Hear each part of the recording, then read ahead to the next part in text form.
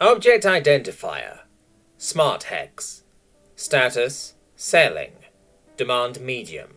Value 12,000 to 18,000 Great British Pounds, or 15,600 to 23,400 US dollars per contract. Availability Unlimited. Description: SmartHex refers to a line of smart contract templates specifically designed for deals with demonic entities. By simply inputting the true names of all parties along with all other relevant information into a SmartHex contract, demonic signatories become thaumaturgically bound to fulfill their part of the agreement once the mortal signatories have met theirs. SmartHex is ideal for individuals who possess minimal knowledge of the laws of man and/or God. The following initial report was authored by Iris Dark. Date March 1st, 2018. Interest high. Identifier SmartHex. After we got all the bugs worked out of our electrothalamic server farm, my thoughts naturally turned to what else we could do with it besides the dark web. I decided to create an anomalous blockchain using dark runes, the same thalamic code I invented and used for the Dark Energy operating system and the Dank Matter software suite. As my tech team, and I would hope most of our other staff are aware, blockchains are encrypted digital ledgers, mostly used for cryptocurrencies, like Bitcoin. While I admit I did toy with the idea of creating an anomalous altcoin, the amount of energy required to mine them would make regular coin farms seem like a tea kettle. Instead, I elected to create SmartHex. The code of these contracts works similarly to the Hoffman portable electrothalamic units developed by Prometheus Labs. SmartHex's software is capable of emulating the required rituals within electrothalamic hardware, binding mortals, demons, and most other sapient entities to the agreed upon terms, so long as it's provided with their true names. Although this could technically be used for contracts between mortals, I think the most popular application will be between mortals and demons. Demons are rather infamous for taking unfair advantage of the desperation and ignorance of mortals, pressuring them into hastily signing unread or poorly understood contracts, charging biblical fees while seldom offering anything of equal value in return. With SmartHex, not only will mortals know precisely what they are agreeing to and what they will get in exchange, they will also have the power to negotiate with demons on equal footing. The Hex Checker software included in each contract automatically reviews it and highlights any potential errors, conflicts, or loopholes, as well as potentially inequitable deals before the contracts can be enforced.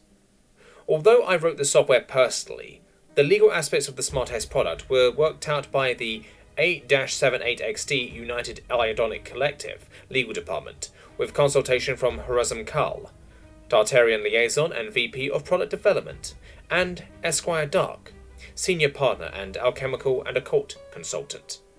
As the expertise of the Iodonic Collective is recognized both in our realm and the Tartarian plane, Horazm Kal retains good relations with his people, and Dark once literally out-negotiated the devil himself. Emperor of Undervast technically, but it hardly matters.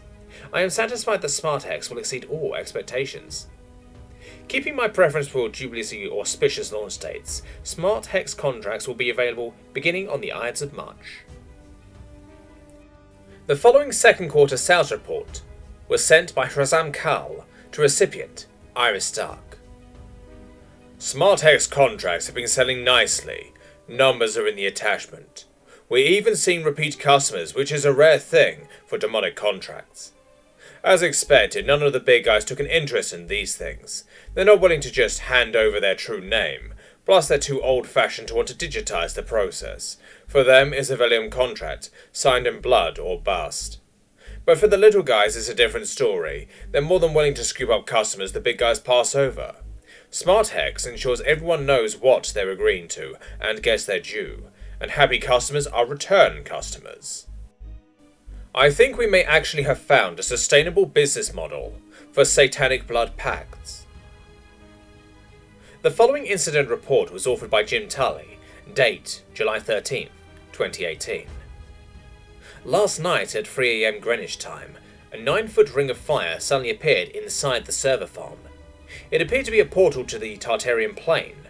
Fortunately, it was detected by the security system, and the servers automatically emulated an exorcism to close it before anything could get through. It also activated the fire suppression system.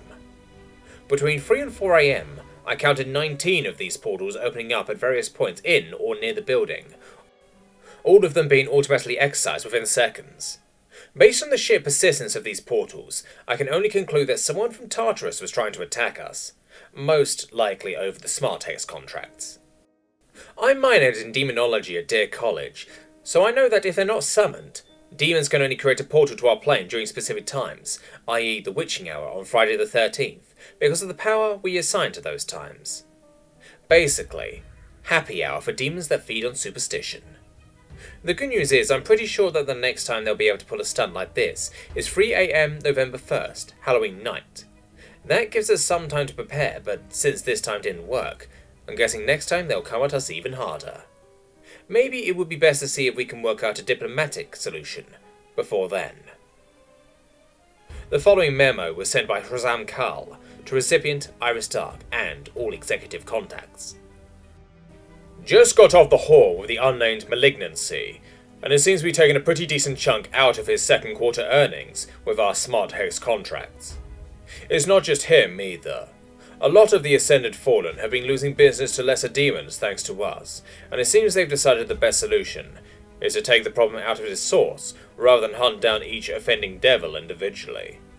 From what I've been able to gather, at the strike of the witching hour on All Hallows Eve, an army of the damned 10,000 strong will overwhelm our thaumatological defences, burning all our holding to cinders, and drag each and every one of us back to hell. Make a note on your calendars not to schedule anything important that day. The following incident report was authored by Jim Tully, date November 1st, 2018. Well, we're all still here. Like most of you, I spent last night in the church just to be safe, so I'm not 100% sure where to start here. After Shazam Kal's negotiations with Tartarus broke down, the Darks began making preparations for the inevitable attack. Ms. Dark wrote a number of rituals for the electrothalamic computers to emulate. She claims it's the ritualistic equivalent of 1001 thaumatologists, but I have no idea how you'd actually quantify something like that. Since the electrothalamic servers are what makes SmartHex possible, we assumed that the Tartarians would target them and had them moved to a secured warehouse. The Elder Dark managed to acquire a ludicrous amounts of holy water with the highest Akiva levels I'd ever seen, and had me hook it up to the fire suppression system. He was there, in the building. I saw him. He spoke to me. It was surreal. Anyway, Dark also has some sacramental salt that he used to make barriers at strategic entry points and a salt labyrinth on the main floor. The salt crystals were fairly large, so they wouldn't be easily washed away by the holy water. Dark also made a salt perimeter around the building, but intentionally left a small breach in it to serve as a bottleneck. He said that the Tartarians would be able to breach the perimeter anyway, so it was best to use it to funnel their movements. Mr. Carter, somewhat surprisingly given his mutual amnosty with the Darks, volunteered to serve as a sniper, using high-capacity Bellium bronze bullets, inscribed with exercising and warding grids. Apparently the Tartarians have a price on his head, and he's a bit sour about that.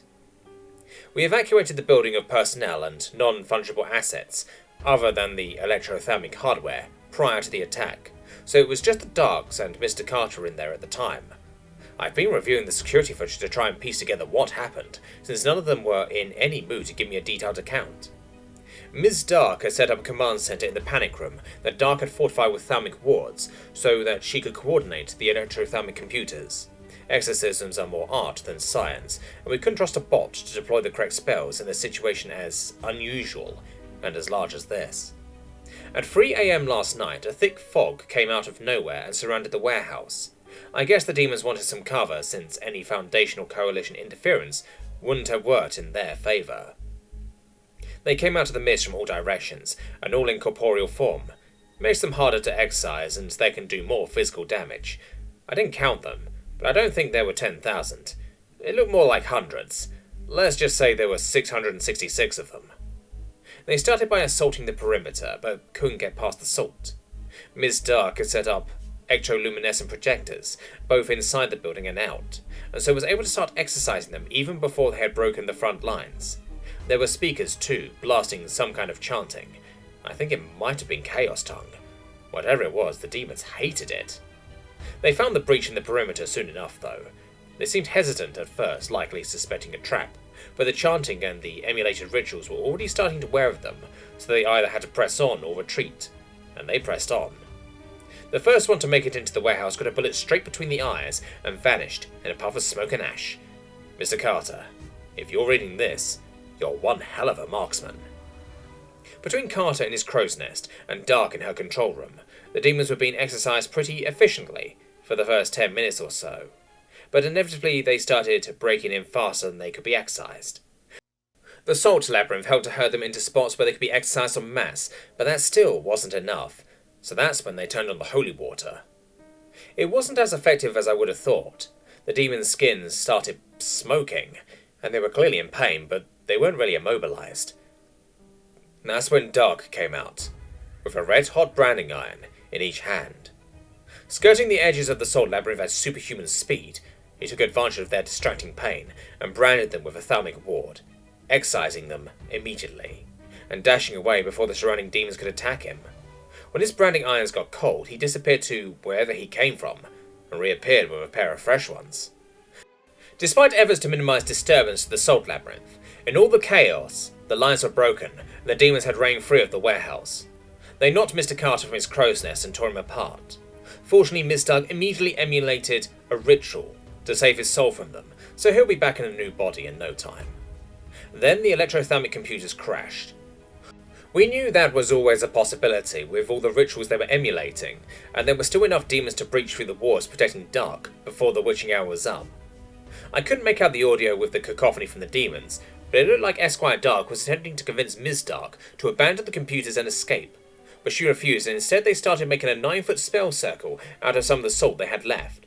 They sat across from each other and began reciting incantations.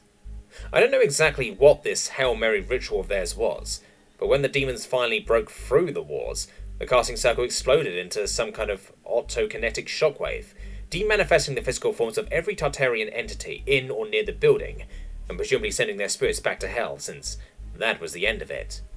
Bottom line, we did not permanently lose any personnel in the attack. The damage sustained by the warehouse can be easily repaired, and none of our other locations appear to have been targeted. The electrothalamic computers have been rebooted, and it will see that they are returned to the London office as soon as possible. The following memo was sent by Iris Dark to recipient Razam Karl. I'd just like to make an amendum to Mr. Talley's report. The thalamic emulations I employed against the Tartarians were not merely exorcisms, but also revealed and logged the true names of each demon that they deported to Tartarus. I'm very happy to report that this information was not lost when the servers crashed, and we now have the true names of 221 of the unnamed Malignancy's Legion. While I would consider it poetic justice to enter these names into SmartHex contracts and bind my attackers to do my bidding, I am more concerned with preventing future assaults. Please ensure that the unnamed Malignancy is aware that we have this information, and if he would like us to not abuse it, then he is to never interfere with our operations, violently or otherwise again. Doing so will result in us turning his own demons against him, and any attacks on us will, in all likelihood, result in us learning more of their true names. Thank you. P.S. You know what the queerest thing about this whole experience has been? That even after hell itself tried to shut me down, I'd still rather be in my position than Zuckerberg's.